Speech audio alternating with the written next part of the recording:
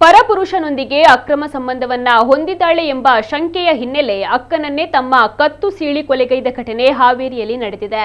29 ವರ್ಷದ ಸುಮಾ ಶಿವಶಂಕರ್ ಕೊಲೆಯಾದ ಮಹಿಳೆ. ಆರೋಪಿಯನ್ನ ಸಂಜು ಎಂದು ಗುರುತಿಸಲಾಗಿದೆ. ಸುಮಾ ಅಂಗನವಾಡಿ ಕೇಂದ್ರದಲ್ಲಿ ಸಹಾಯಕಿಯಾಗಿ ಕೆಲಸವನ್ನ ಮಾಡ್ತಾ ಇದ್ಲು. ಈ ವೇಳೆ ತಮ್ಮ ಸಂಜು ಮಚ್ಚಿನಿಂದ ಸುಮಾಳ ಕುತ್ತಿಗೆ ಹಾಗೂ ಕೈಗೆ ಭೀಕರವಾಗಿ ಹಲ್ಲೆಯನ್ನ ನಡೆಸಿದ್ದಾನೆ. ಮಚ್ಚಿನ ದಾಳಿಯ ರಭಸಕ್ಕೆ ಸುಮಾಳ ಕೈ ತುಂಡಾಗಿದ್ದು ಕುತ್ತಿಗೆಗೆ ಕೂಡ ಗಂಭೀರವಾದ ಗಾಯಗಳಾಗಿವೆ. ಪರಿಣಾಮ ಸುಮಾ ಸ್ಥಳದಲ್ಲೇ ಸಾವನ್ನಪ್ಪಿದ್ದಾಳೆ. ಘಟನಾ ಸ್ಥಳಕ್ಕೆ ಪೊಲೀಸರು ಭೇಟಿ ನೀಡಿ ಪರಿಶೀಲನೆಯನ್ನ ನಡೆಸಿದ್ದಾರೆ.